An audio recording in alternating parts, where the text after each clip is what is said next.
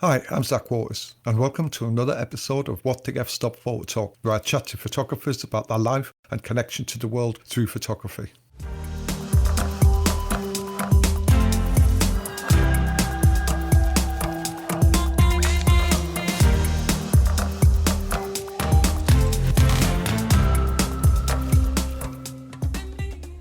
Today's guest is American-born but British-based photographer Janine Wiedel. Somebody I've wanted to talk to for a long time about her life on the road as a photographer. She was born in New York City, but been based in the UK since the 1970s. She's had 2 solo exhibitions at the Photographers Gallery in the 70s. She's had books including Irish Tinkers, 76, Looking at Iran, 76, Vulcan's Forge, 79, Dover, A Port in the Storm, 91, and Faces with Voices, 92. About now, she is in the middle of her Kickstarter with Blue Coat Press with her new Vulcan Forge book. I was really pleased when she agreed to have a chat with me. And we talked about her wanderlust life, Canada, Ireland, Iran, and then you ended up in Guildford. Yes, that was strange. Well, I started off, really, I wanted to be an architect originally, and I went to architecture school in Colorado. And we talked about her days as a student to the legendary Ansel Adams. That was amazing. I didn't take full advantage because at the time I was very much photographing the streets. Yeah. And of course his work was almost the antithesis of mine. And we talked about her time with the Irish Tinkers and Travellers in Ireland. I always speak to people a lot. I would go in with the camera around my neck because it always was around my neck, but I wouldn't take photographs for quite a long time and until they were very aware and had said it was okay. And we also chatted about how she feels invisible sometimes. I'm totally invisible. And I'm shocked when I find I'm not, because when you're photographing, I think you, in a sense, are invisible. So, first of all, Anne asked her what she was up to. I seem to always be up to something and always working and scanning my older images for my photo library, which has always been my kind of source of way of living. So I'm always scanning the older work as well as the new work because I'm still photographing quite a bit at the moment. So that takes up a lot of time. I'm also always working on Café Royal books. I've done about 15 with Craig, which is wonderful because it's a way of sort of pulling my work together and my projects together. I think Homer Sykes and Daniel Meadows must be quaking in their boots now because they hold the world record for Café Royal books. You're also coming in there very quickly. Exactly. I might beat them soon. How many more do you think you've got? At the moment, I have one on Eco Warriors, which should be coming out, late in June or something, and then I'm working on 2 more. But I'm also hoping to do a much larger book with Blue Coat Press, which will be very exciting. That'll be more like a retrospective. A retrospective, yeah. And I'm also hoping that that book will work out on St. Agnes Place, which was a squat I photographed for several years. Would there be a big exhibition? Yes, that's one I've worked. I worked on it for probably about 4 years, interviewing people. It's a big project. Yeah. It's a hard one to place. Yeah. So I'm hoping that will happen. I mean, you've already had a big exhibition at the Photographers Gallery in the past, haven't you? Yeah, I had a couple of big ones in the 70s. Actually, I had, I don't know if you knew, but the large installation one, which was up in the Photographers Gallery in 1979 on industry, has just gone up again last year in Birmingham, which was really exciting because it gave a chance for the workers who I photographed to come and their families to come and look at their lives 40-odd years ago. Was that from the Forge series? That was the West End. It was Vulcan's Forge. Did you get the next generation of the families were coming in? Yes, it was absolutely amazing. Wow. And from the Forge, the last day the exhibition was open, we had a sort of reunion. And there were 9 members from the Forge who came. Wow. And it was very exciting, wow. Yeah. How did you get in touch with them? It just happens. I guess that's one good bit about the internet, because people either see the photographs somewhere and get hold of me. Yeah. It's amazing how that happens. You're still very active, aren't you? I noticed in your blog that you are still covering protest, and that's a theme which goes back really to the early 60s with you, doesn't it? Absolutely, yeah. Well, late 60s. Sorry. I'm old, but not that old. That's a theme which goes back from you with the late 60s, isn't it? Yes, it's complete. It very much is a thread through all my work. Even if it's protests that aren't direct protests, it's communities who are basically trying to keep their way of life. So there's a definite thread, of which protest is a large part. Was that by accident, do you think? Yes, continuing doing that. Was it something which was cooking away in the back of your head that you wanted to do, something which you could ask questions? No, I don't think I never really plan ahead, or I'm not good at that. So things happen. But my interest, obviously, was always really about communities who were struggling. It was struggling to survive outside of the mainstream. Yeah.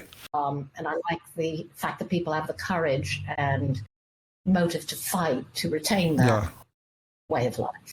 Yeah. Despite, authorities and society that's always trying to knock people down. Yeah, because you early on you photographed the Panthers, Black Panthers, and yes, that's right. That was sort of my first real inspiration of going in that direction. That sort of pushed me into the direction. Was that because you were thinking, there's questions here and I want to find out and investigate as a photographer? Yes, I think everything, and I don't ever, at the time, I certainly didn't particularly think of myself as a photographer. I don't think I ever consciously said I want to be a photographer. Interesting. It sort of happened, and photography was my way of trying to express myself and to, I guess I always wanted to record what I saw and felt that it might be able to show people what was happening since they weren't seeing it directly. Does that make sense? Yes. So I never really set out to be a photographer. Yeah. In fact, my photography was very personal, and I wanted to, at the beginning, certainly keep that to myself and do any other work for learning a living. Well, you've done well. You've made a good living out of it. What you can see in your archive is somebody who's pursued personal work, pursued a sort of route of creating work that they wanted to focus on, but at the same time making a living. And there's a massive difference between making a living as a photographer and surviving to actually going out and shooting your own work as well to complement that. It's a circle. And not a lot of people get that in terms of being able to be a self-sufficient photographer in a way. And it's a very difficult thing to do. Yes. I think my biggest breakthrough in that, which happened quite early on in I guess it would have been in the 70s, I decided that I wanted to photograph what I wanted, but I also had to earn a living. So I set myself up as a photo library. And I think that's what actually allowed me to photograph what I wanted, feed it into my library. Then it obviously wasn't digital. It was masses of prints that researchers would come and plow through. Yeah. So that was what allowed me to do that. Yeah. And that's the secret of longevity as a photographer, isn't it? Just being able to have the resources to continue just in daily life, to give you that chance, the platform to go, now I can go and continue what I want to shoot and do. Yes, and I think that's what the library gave me, because then that did quite well. I mean, as well, I was doing quite a bit of teaching, which I enjoyed. Yeah. And doing commissions, but I was never as good at commissions as I was at doing my own stuff. Yeah. I mean, you've had some great teachers as well, haven't you? Ansel Adams, I sort of read. Oh, well, that was, yes, in California. I did a workshop with him, really. What was that like? Part of San Francisco Art Institute through that. That was amazing. I didn't take full advantage because at the time I was very much photographing in the streets. Yeah. And of course his work was almost the antithesis of mine. Yeah. Because everything was planned, everything was, he knew every zone of grey, and it would be every photograph was that way, whereas I was the opposite. Yeah. But oddly enough, the workshop I did with him was using Polaroids, which were then fairly new. Yeah. Which was kind of interesting, and again, very much sort of different from most of his work. Do you look back at that period in that workshop, Ansel Adams? Do you take something from what you learned in that achieved over as a photographer in the community. Yes. I mean, I think he's obviously a fantastic, his images are a knockout. They're wonderful. So I think I did learn a lot, and I had the opportunity to go and see his darkroom, which was amazing. And I think the discipline he had I learned a lot from things like that. Yes, he had tremendous discipline. Yeah, he's renowned for that, wasn't he? Yes, and control, even though that isn't the direction I went. Yeah. At the time I was doing landscape, but not in that way. Well, he was very established, though, at the time, wasn't he? Oh, yes. Yeah, and it was a whole group. You were just a youngster coming through. Yes. Very established, and, it was a whole little group of them with Beaumont Newell and Nancy Newell, who are the photographic historians. I don't know if you know their books. No. Oh, they did the early history of photography books were all written by them. Right, okay. You've had a bit of a wanderlust life, haven't you? You started in New York, Colorado, San Francisco, Canada, Ireland, Iran, and then you ended up in Guildford. Yes, that was strange. Well, I started off, really, I wanted to be an architect originally, and I went to architecture school in Colorado. I grew up in New York, yes. And then I went to Colorado. There were 250 guys and about 3 women who they had taken on this special 5-year architecture course. And we were a bit treated like lepers. You would have lecture halls, and the 3 of us women would have seats between us before all the men were. And we were then encouraged very heavily to move into fine art. And they managed to move all of us out into the fine art department on the 2nd year. After that, I went to California, to San Francisco, and took some part-time courses it was painting and sculpture I was really doing.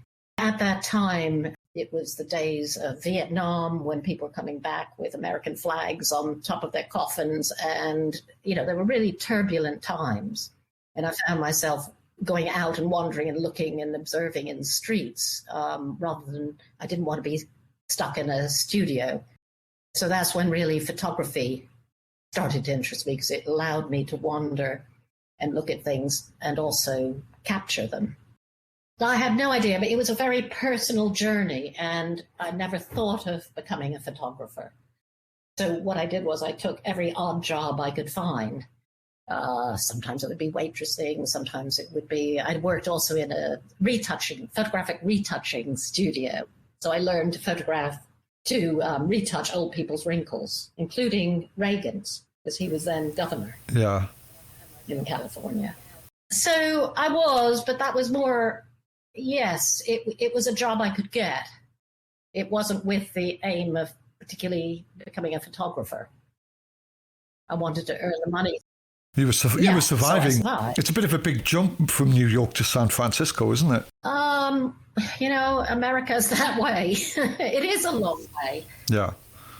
I'm very up for any adventure.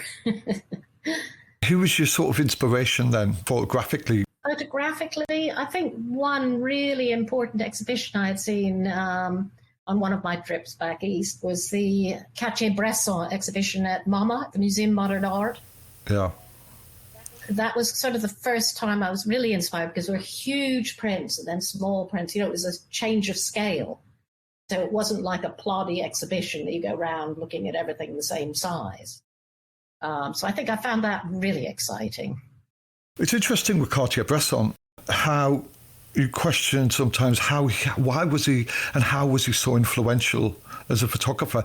And just talking to a lot of photographers over the years, whenever I go back and ask a photographer who inspired you, who was that person, 9 times out of 10 Cartier-Bresson's in there, and he really was an influential figure, wasn't he, in many ways to people, whether they knew him personally or they were just looking at his work like you in a gallery in New York. Well, I say gallery, I mean Museum of Modern Art. It's interesting.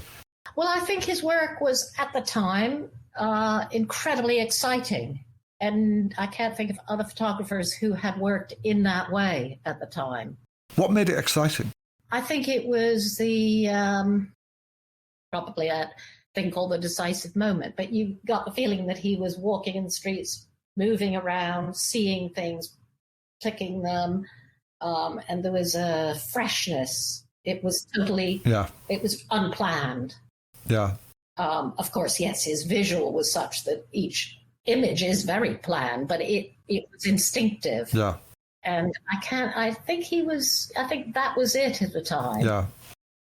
Because you had the people, whether it was the West Coast people like Strand and Adams and etc. Well, I suppose, yes, and even the FSA photographers were different. Yeah. So I think he was very fresh at the time. Yeah. So what was that moment in San Francisco where you realised photography was it? Photography was going to take you on the next journey? I'm not sure it even happened there, because in California I was photographing the Black Panthers, and I was also, my boyfriend at the time was very political and very involved in the Berkeley People's Park and riots. So I would spend a lot of time recording the park as it was being built. I don't know if you know about that, but it was the university, Berkeley, had bought up a very scrappy piece of land, and students then took it over and decided to make a park out of it for the community. So people would go every weekend and we would plant trees, dig, build playgrounds for children. And the community also donated lots of money and food for people.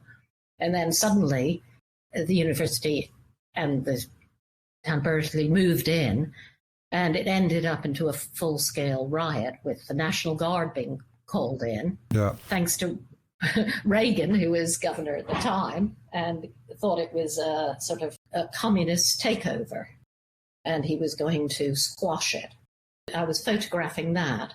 And then my boyfriend actually got sent to prison. He got shot during that with birdshot, and then sent off to a Texan jail. Wow. And so I kind of was at a slight loose end, moved and got a job, oddly enough, photographing down in the Galapagos Islands, which was sort of a breakthrough, because I thought, oh gosh, I never thought of myself as a photographer or working as a photographer. How did the Galapagos Islands come about?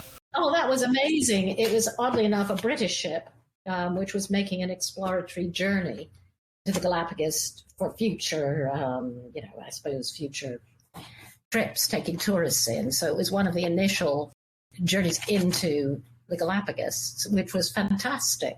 But again, that was kind of a landscape-based shoot. So that was the first time I started to realize that maybe I could earn a living as well as take what I wanted. And then the Black Panthers as well. Yes, but that was before that, really. How did that come about? That was while I was in California. So that I was doing out of pure curiosity, interest. It was obviously a really important time. And the interest is still there 50 years later, isn't it? It's interesting. Yes, very much so. How that period really resonates now with a lot of the issues which were going on in the 60s. It has never been solved. And, at that point, Martin Luther King had been killed, and they were tired of waiting for getting their rights and their freedom. And it was very much a separatist movement. And they set up schools and decided to take care of themselves and to defend themselves by picking up rifles. So then you moved to London. Yes, then I was sort of at a loose end, and a friend who had been working with Irish travellers there said to come over, asked me over to visit, and I got completely hooked. She gave me some contacts to go into some of the traveller camps.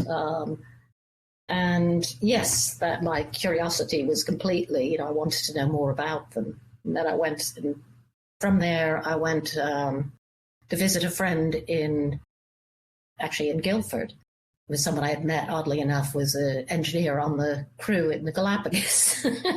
Bit odd, obscure. And then...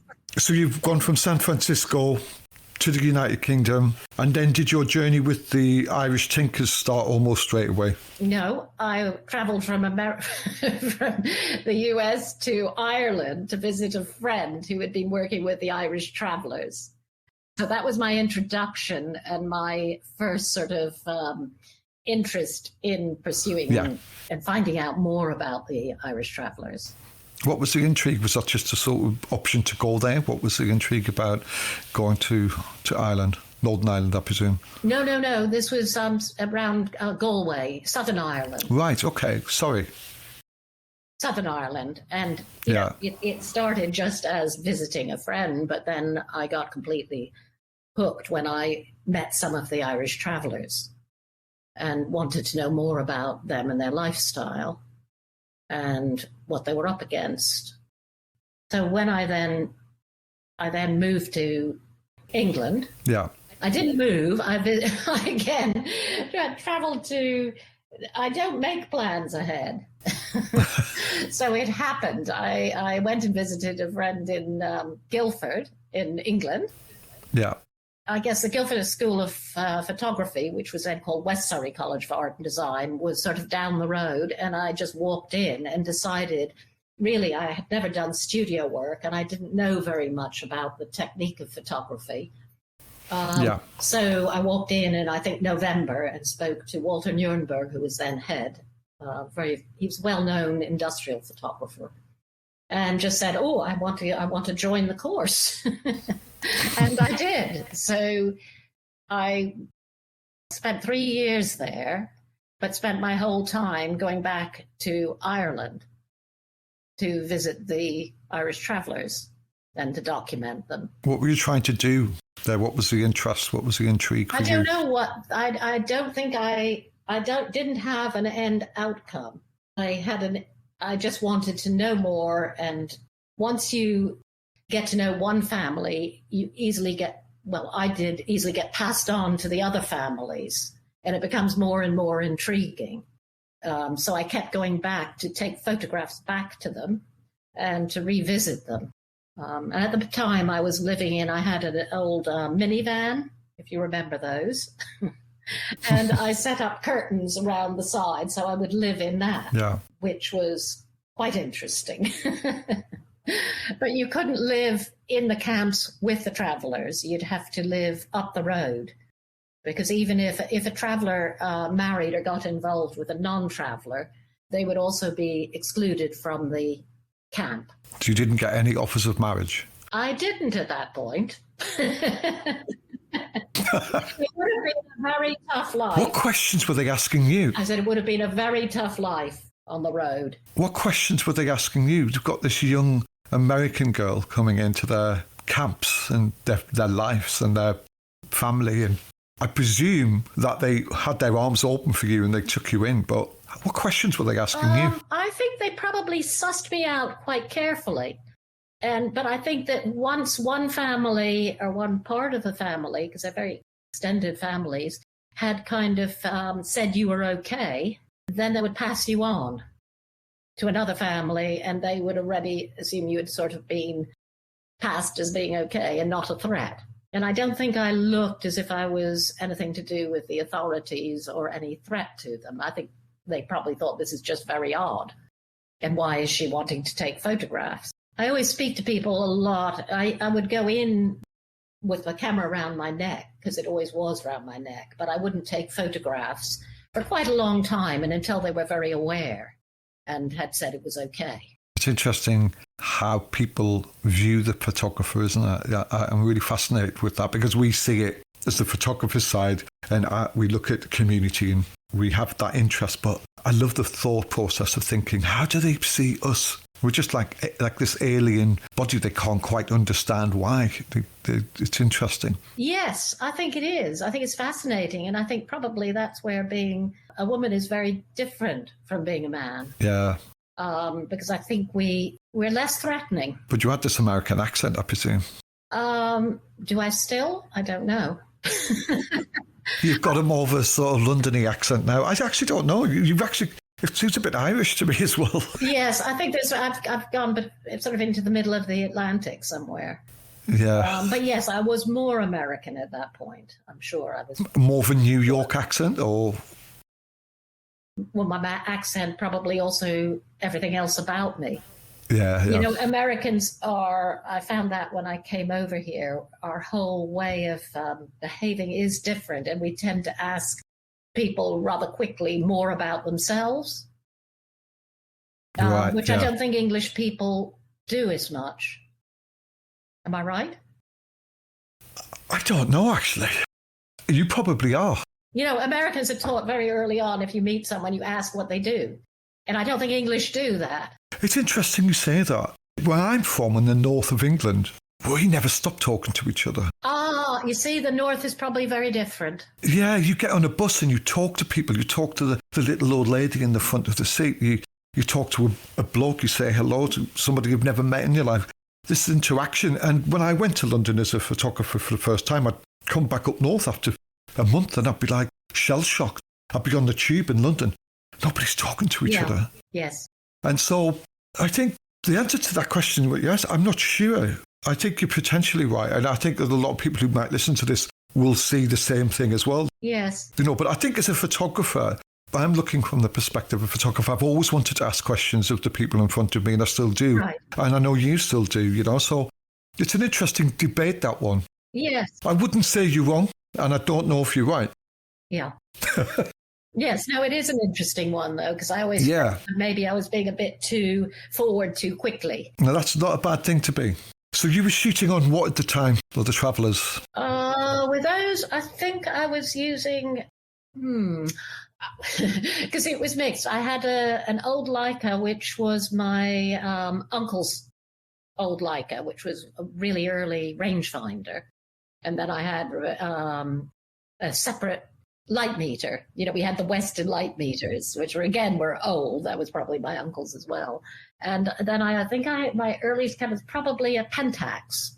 I think it was a Spotmatic. Yes, I do. Is that the one that had the purpley casing? Had like a little sort of red-purple casing on it. I don't know the exact colour. Because I think I had one early on. Don't know if it did. I would have taken the case off.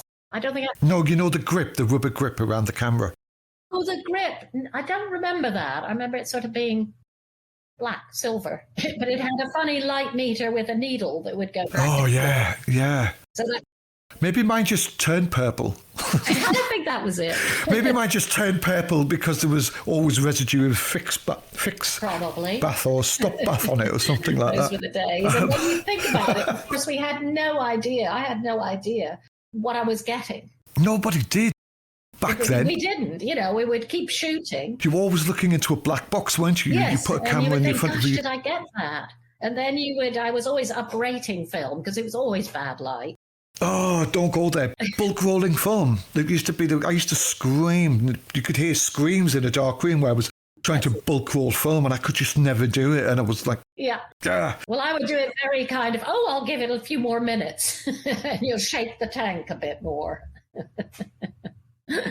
But also, I think because I had several films on the go, so you would have the uprated one, and then you would wind it in and count the number of frames, leaving the tag out. Then I put another film in that was a different speed, you know, a normal speed maybe. Yeah. And you'd put that in, and then the light would go, and you'd take that out, wind it in, and reuse the old one, counting off 20 frames, covering the lens. Yeah. So it was quite tricky. When digital came in, really ended in the 90s, where, you know, you could actually buy a digital camera, which you could potentially use for a job. It was just like shooting transparency. It was so unforgiving. Yes. At the beginning. And because I was a film photographer and a transparency photographer, you know, that's film, but we had to learn about exposure very early on. Yes. So when digital came along, it was like the sun came out of the clouds. And it was just so much easier because you could see your mistakes immediately. Yes, it was phenomenal. And I think I switched rather late to it. I think I switched in about 2004, I think. Or three. Well, anyway, early 2000s, I guess. And up until that, I kept on with my digital. And yes, I was taking. I mean, now when I look, I have a mix of old transparencies and then it switched to the film. And in fact, the old transparencies are very difficult to scan. And also, in the early 2000s, when digital was coming through, neg film became really good. Yes, the If neg that's film the was right word. much better. I used to say around the early 2000s, you can shoot in the dark with negative now. It was that good. It was such a relief to be able to use colour film or shoot colour and just shoot it with your eyes closed, basically. Yes. What lens were you using mainly in Ireland? Oh, in Ireland, I would have had, I always loved just a 50, a normal standard lens was kind of my favourite because I felt I could walk in and walk out. And it was a nice one for close up without distorting. But I had wide angle. I wouldn't have really had, I very rarely use a telephoto. Yeah. I would use either a wide angle, but it would be probably 35 in old terms. Yeah. And then a standard lens was my kind of norm. Because I think you move in and you move out. In and out, anonymously. Yes, we're totally unknown and unseen, which is another. I think I have always had the feeling that I'm totally invisible. And I'm shocked when I find I'm not, because when you're photographing, I think you, in a sense, are invisible, which isn't actually the case, probably. And that's an interesting statement to make in that you were a woman photographer in the 60s and 70s. What was it like being a woman photographer in the 60s and 70s? It was interesting. And the 80s and 90s as well. Yeah, and I'm still a woman photographer. Yes. I think the world's changed a little bit, attitudes to women. Yes, and now certainly there are many, many more women photographers than there were. When I was teaching, there were very few, and certainly when I went to Guildford School of Photography, I think there were only 2 women on the course. So yes, fewer women went into photography. But yes, it's hard to say because I've never been a man, so I don't know what that's like. I think it's much, perhaps, easier to get into communities and groups because you are less of a threat. Yeah. You're less likely to be suspected of being, sent by the authorities or whatever, or undercover police. So I think we can blend more easily, and also we're not taken very seriously. In terms of getting work as a photographer, did you have any obstacles in that area? Gosh, that's a hard one to say. I think at the time I was working a lot for educational publishers. In that, in some ways, probably it may have been an advantage because working in schools, and those are the times when you would be sent in to photograph a school, but you could spend the day there basically being a fly on the wall and photographing everything. So that was quite a different thing from what would happen today, where everybody would have to give their permission and everything would be set up. So in that sense, working within schools, it was quite easy because I could blend and the kids wouldn't notice me after a while. Yeah. I think it's all about aura or something like that, because you can walk into a room and make yourself visible, or you can walk into a room and make yourself basically invisible practically. And I think most male photographers tend to walk in with bravado and big cameras and everything else and are far more visible, maybe. Good answer. Does that make sense? Yes, it does. It does. The 70s was a pretty prolific period for you as a photographer, a big learning process, wasn't it? Take me from the Irish Tinkers to Iran, Vulcan Forge, and then to Dover, and anything in between. Yes, the Irish Tinker Project was sort of the first long-term project that I had really worked on and was sort of obsessed with. And then from there, because of those images, etc., I got very much into educational publishers such as Penguin would commission me to do kind of long-term studies on things like depression or disruption in schools, and they would give me a sort of free rein I would find the locations of schools and whatever, and I would spend time there. So that was a time when also I was getting paid and commissioned to do something that actually I loved doing and was really interesting. Involved kind of researching and looking at things. From there, then, yes, in 70, I guess I had an exhibition, which was probably a breakthrough at the Photographers Gallery, of Irish traveller photographs, which then led to a book called Irish Tinkers, which came out in 76.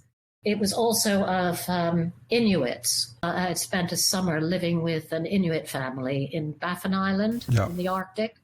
So the Photographer's Gallery had an exhibition of both of those bodies.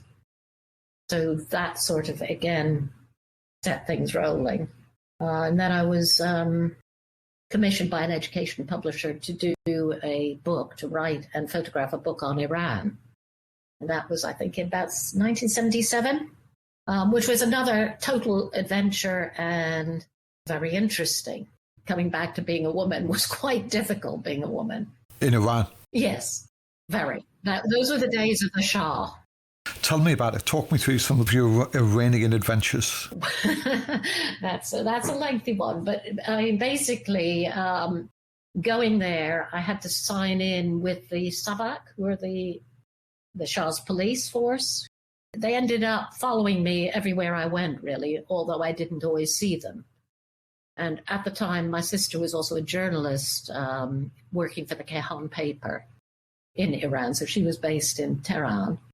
And every evening we would get the Savak, the police, sitting in the back garden, the backyard, more likely. We'd find all the cigarette butts. So then whenever I traveled, I knew I would be followed by them. And I remember one journey when I went down to Shiraz, and I had a driver, and we got into this really bad accident, because what would happen would be that they would, everybody did this, they would go into freewheeling whenever you went downhill. So the engine would be cut off and you would just sail down the hill. And a truck was coming towards us, which came right into us, and we rolled over. The driver was shrieking. I decided I wasn't about to die. Yeah. And somehow I got rescued from that and taken by someone off to Shiraz, which was a bit odd. So I assume that was someone who had been following. Wow. Don't know. But I mean, it was a very odd experience. As a woman, I was perpetually, whenever I asked directions or anything, there was a certain pride in telling me the wrong answer. So it was very hard to do to do anything. So it was an experience. What were you aiming to get out of the trip to Iran? Well, it was I had to write this book. I had to do a book for, it was ANC Black and Lippincott in the States. They co-published it. But I had to, it was a book for children, well, for 12 to 14-year-olds about Iran. So really I had to cover an awful lot of ground and come back with pictures, both in black and white and color. In color? Yes, I had to do both, because the book was paginated so that you had a spread of black and white and a spread of color. And of course, beforehand, you didn't know which it was going to be. Oh, God. So it was all a bit of a nightmare. Just even that's a nightmare, never mind being in Iran. Being there. At that time, and being a lady, being followed. Was quite difficult. But a good experience, it though. It was fascinating, and it's an amazing country, and I got to go to Abadan, which were I was put up by the Iranian oil company. So that was incredible. And there, of course, I got put up by the oil company in a very expensive hotel, which was like a shock. Going back to that, shooting colour and black and white at the same time, I remember that, people saying that. But how do you physically do that? You see a picture, you're going to decide, going back to what you said about Cartier-Bresson, the decisive moment. Yes. You see a picture, you shoot it. On the first camera you pick it up and it's colour, you've got an option. You can always, at some point now, later, you could make it into a black and white. But if you shoot it in black and white, you're never going to get the colour. And it's just weird concept to be able to shoot in colour and black and white, because you're going to get two totally different outcomes, aren't you? Yes. And I think you either see, my theory is you either are seeing in colour or you're seeing in black and white, because they're totally different. How you compose things, how you look at things is totally different. And I was always... It's very easy now to do that. Yeah, I was always a black and white photographer. I saw in black and white. So I always felt the colour was a second string. Very early on, Ian Berry, who didn't move over to digital straight away, watching him work very early on in the zeros, He's obviously a black and white photographer, Right. but he started shooting very early on in colour film because he then converted it to black and white. And a lot of his black and white's actually colour. Oh, I didn't realise that. But even somebody like Salgado, when he moved over, he shoots in colour a lot of the time and converted to black and white. It's interesting because sometimes I've tried with a colour turning into black and white, and it's different because I just think you're seeing in one or the other because they are so different, aren't they? Yeah. On how you compose things is different. Very much, very much. What colour were you shooting on in Iran? Oh, do you know, I have absolutely no idea. Would it have been the Ektachrome or what did we have? Kodachrome, Ektachrome. Yeah. Probably been, did we have Ektachrome then? I think so. I'd have to look on the transparencies and find out. I have no idea, but certainly to me, the colour was a second string. I had to do it. Yes. Yeah.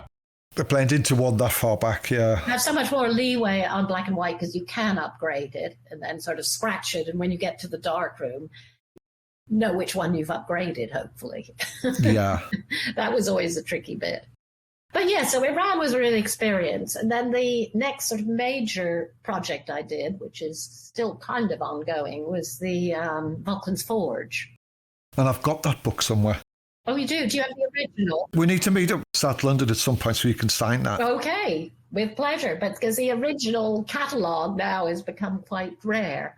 But Craig at Cafe Royal has done a box set. I don't know whether you have that of 6 of the individual industries into a box set, which is really nice. Yes. Because the original catalogue obviously was printed in 1979, so the quality isn't as good.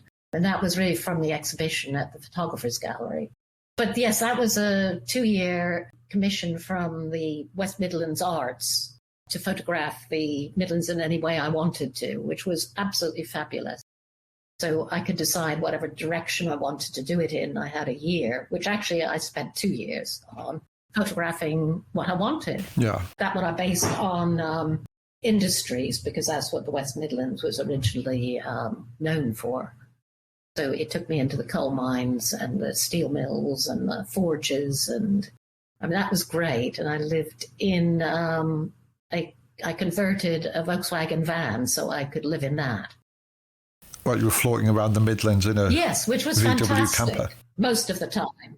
Very hard sometimes to find somewhere to park, but it was That's the life. it was good, and I could develop film in it. Well, that's what I was going to ask you, going back to the Irish project, Iran and the Forge, and then Dover. You were shooting, I presume, with bags of film in your bag. You must have had a lot of film. Where did you start printing all of this stuff up in respect to the projects you were working on? So when you were shooting the Irish, you went back and you, with a few bags of film, and then you'd process them at home, Yes. I presume? You'd have no idea what you got. So it would sometimes be, a few weeks before I went back and processed everything to find out what I did get. Which is an odd concept now that we're so used to looking, and making sure we got it. So yes, I usually had no idea what I had got. Where were you developing it all then? At home? Yes, in London when I was based here. But yeah, as I say, I could actually develop some of the film in the van, which was always my idea with the van because I had blackout curtains. Yeah. But looking back at that, it's probably the worst thing you can do with the Absolutely dust. terrible. But I've had all sorts of makeshift darkrooms, so I was pretty good at that. In California, I had a small cupboard, and I would have just shelves running up it. So I would have the developer quite high up, and then I'd move it down a shelf into the water bath, and then down into the fix, and then carry it into the shower or the bath to be washed. Well, we were very industrious 20 years ago, 30 years ago. I remember going to friends who were photographers and had darkrooms in the most incredible, strange places. Yes. It was amazing how industrious we were in terms of making darkrooms. You could always tell somebody had a darkroom in the house because you could just smell stop bath everywhere. Oh, it was awful. And our fingers would smell of fix. And I remember they got hard because I was quite bad at when I had the dark rooms. I would sort of wallow in the, you'd rub the developer to bring up bits. Yeah. If you did that, but you'd bring up the highlights and whatever by rubbing the fix a bit harder and warming it. Oh, warming it, of course we did. Of course, yes. Yes. You know, after you've done 3 rolls, you'd be like measuring it. Then after the 4th, 5th roll, you're just like, yeah, I know how hot it is.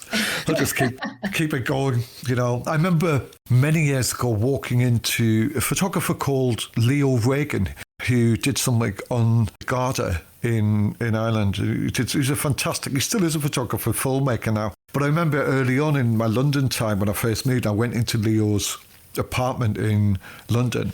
Mm-hmm. And in the living room of this very nice house, there was just this construction of black bin bags.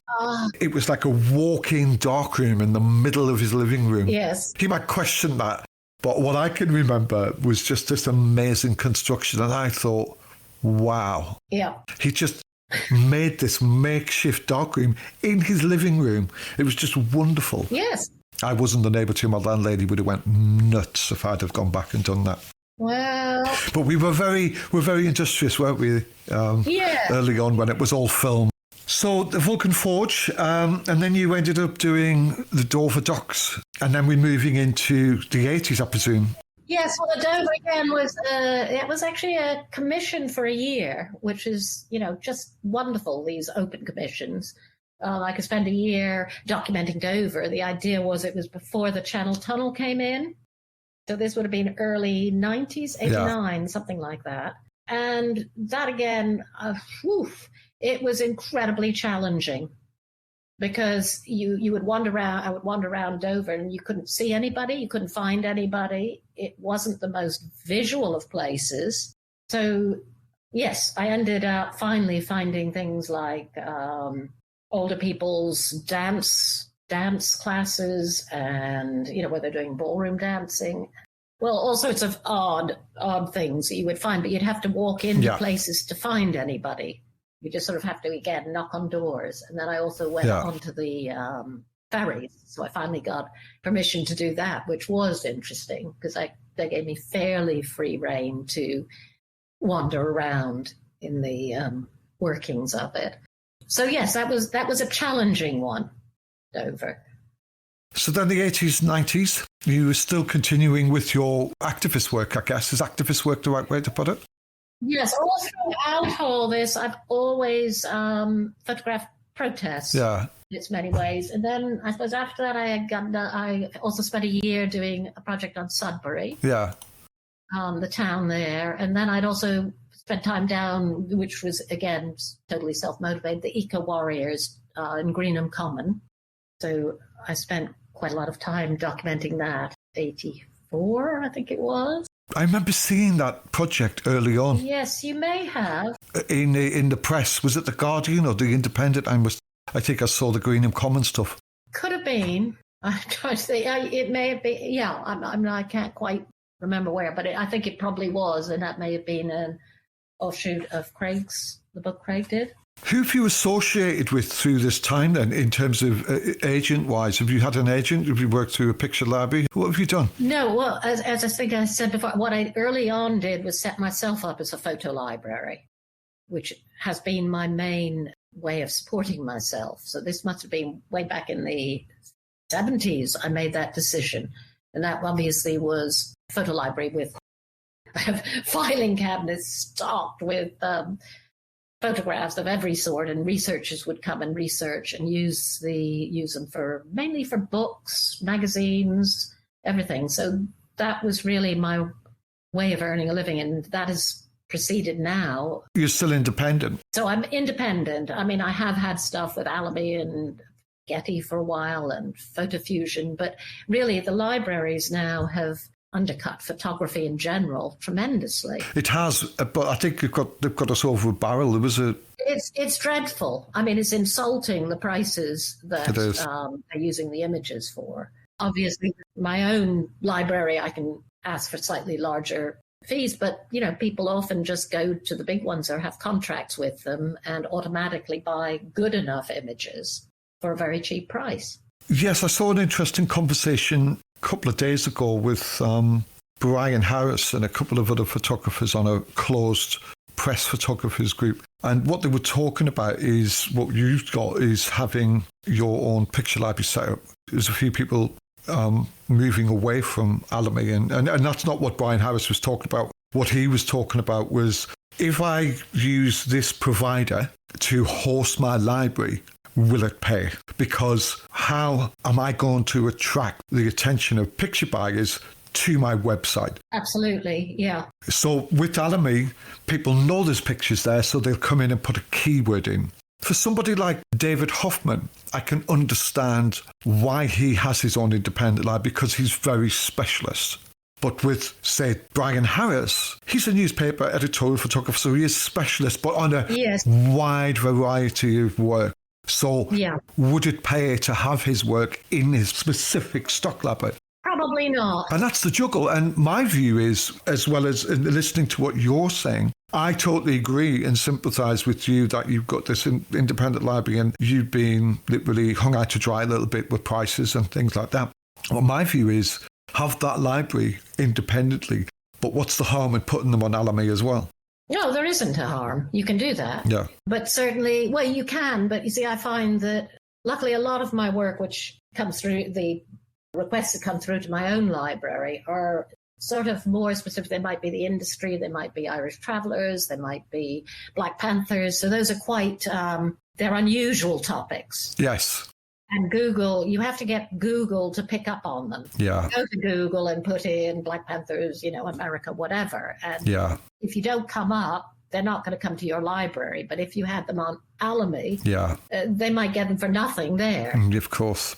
So I'm quite careful that my more specialist and more important work I don't have up there. Yeah. And I think if you can overcome that bridge of making your work accessible to buyers, and that just comes with promotion and being clever about it, but that takes time. It's hard work. It's not easy. I mean, I've been working for probably since, 2000 and when did we get the digital and start scanning? But I now have about 30,000 pictures that are keyworded, scanned, etc., and up online. But I mean, this has been full-time keywording, which is deadly boring. Oh, don't go there. Don't talk about keywords.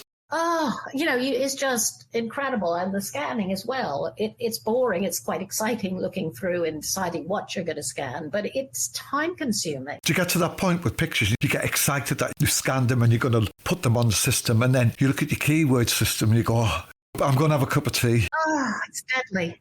Absolutely deadly. It's just exhausting even thinking about keywords. It's horrid.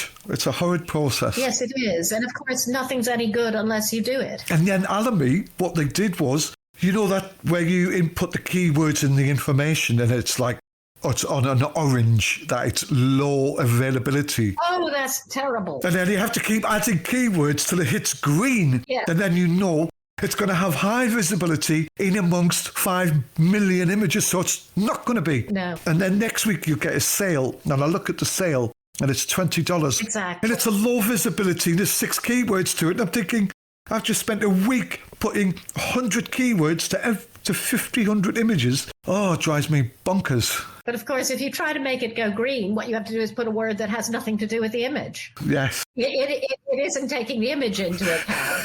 It's taking the word. Have you ever tried putting swear words in? I used to put swear words in just for the fun of it. Yeah, and it probably went to green. I've just put swear words in what I think just to get past the green. Yeah. I won't mention them on here. There's kids listen. Really, it's insulting the way they're selling stuff. It's wrong because photographers won't be able to survive that way. Certainly. Yeah, there's some interesting discussions about that. And Alamy taking the DAX now. I was forced in to sign the contract for the DAX, never realising I could never get out of that contract.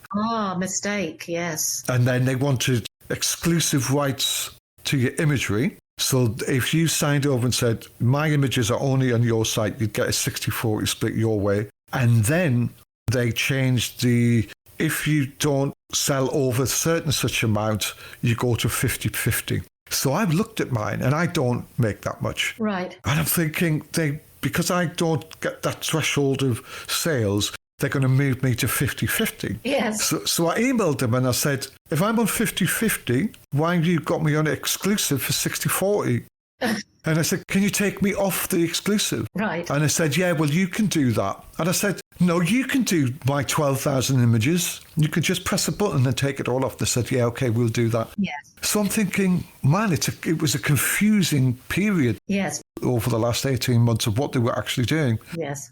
Mind you, saying that Alan made the best out of a bad bunch. Well, they are, and I certainly earned an incredibly good living off them. When I put stuff in from the very beginning, yeah, and it was making a lot of money. It used to, didn't it? And just suddenly, if you look at their graph, it just drops because their revenue. They were selling stuff for decent prices. Have you looked at that graph and noticed from about 2009?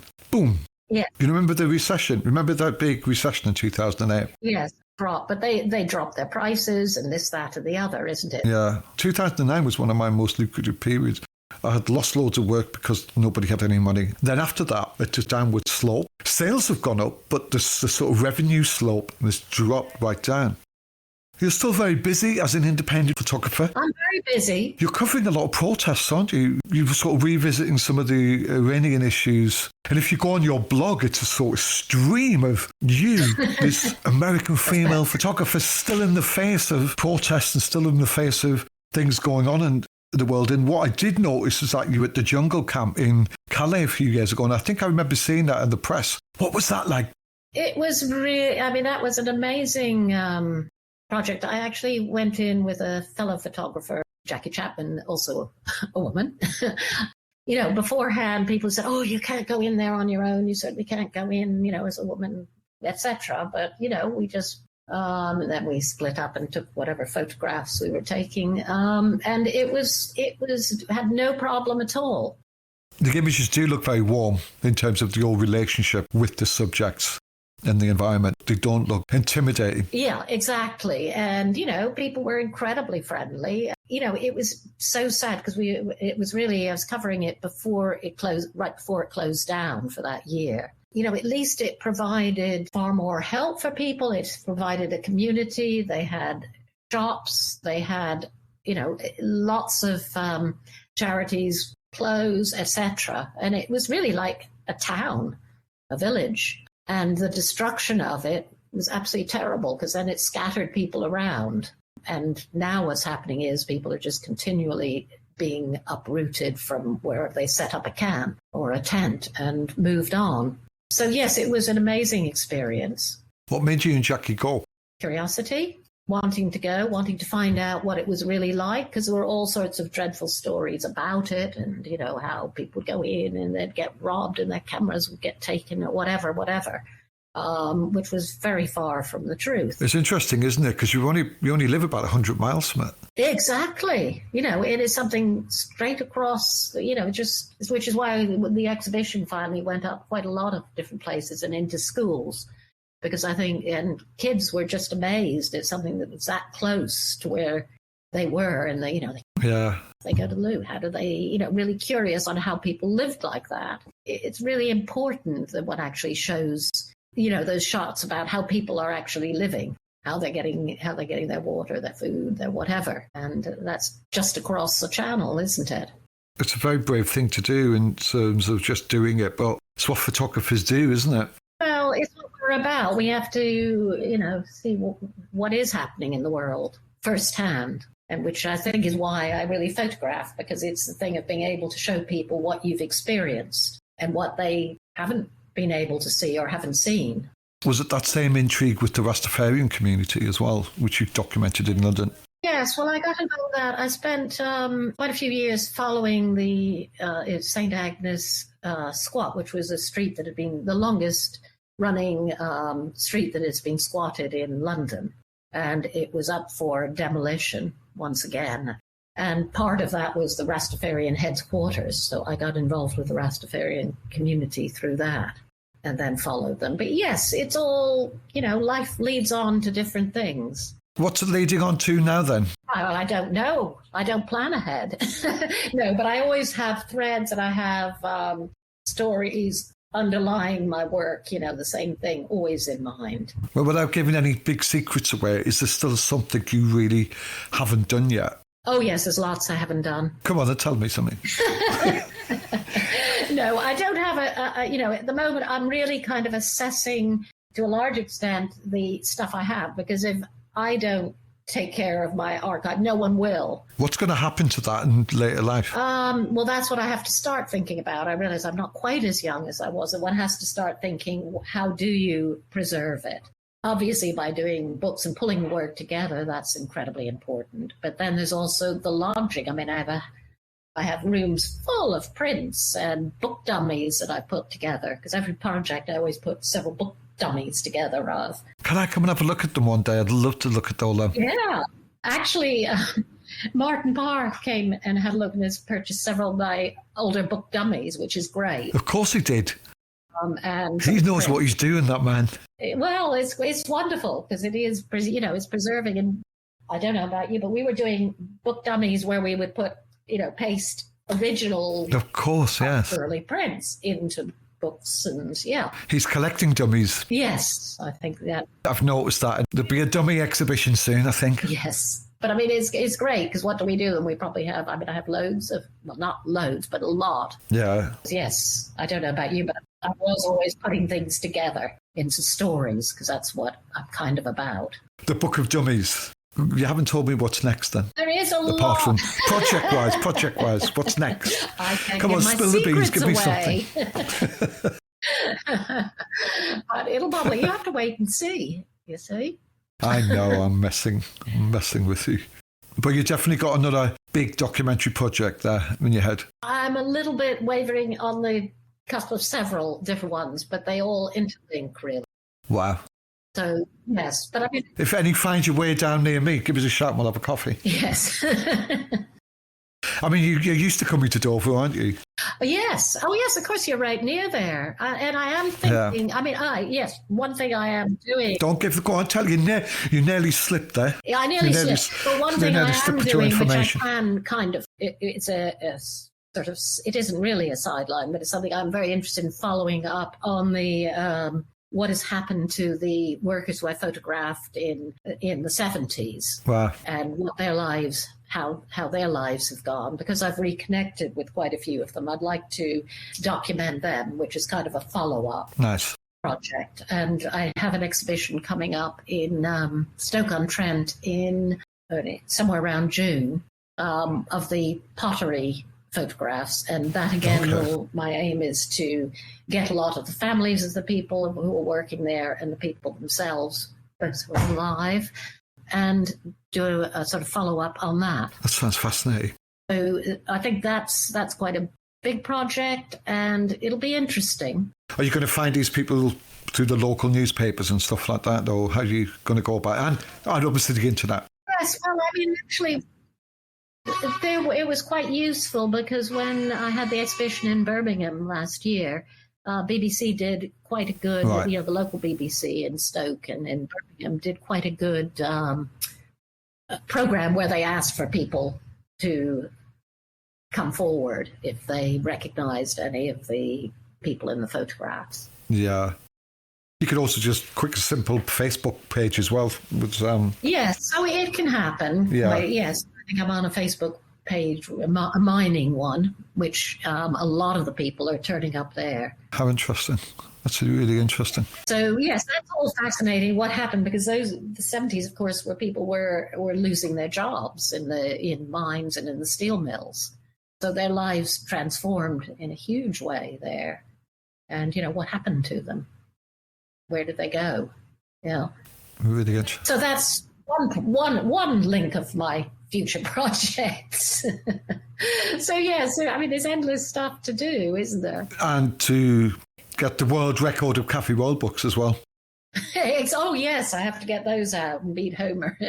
So you, Homer, and Daniel Meadows have around 40 between you. That is ridiculously good. And what are you scanning on then? What's your secret weapon?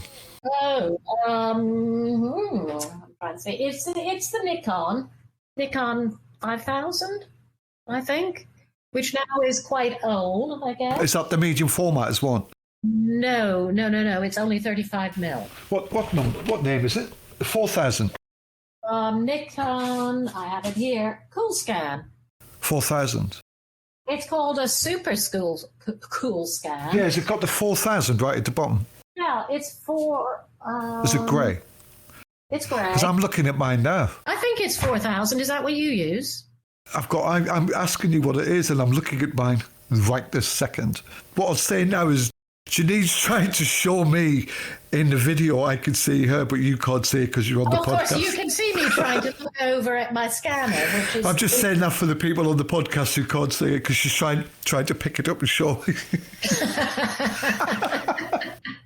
Janine, it's been a pleasure. It's been lovely. I've wanted to sort of find out more about you for a long time, and I loved seeing all your work being published on Cafe Royals. It must be great looking at it, thinking, wow, it's another chapter in my life here as a photographer. And I think Craig's done an amazing job there. And Craig Atkinson OBE, I think, at some point. Yeah, well, no, Craig has been fantastic, and I think his books are great. And for me, it's been wonderful because I've been able to pull together the various stories that I've tried in the past and, have been sitting around. So it's been wonderful.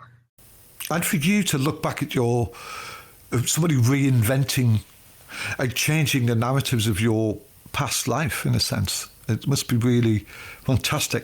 And that's somebody who hasn't got a Cafe Royal book. So we're not going to that.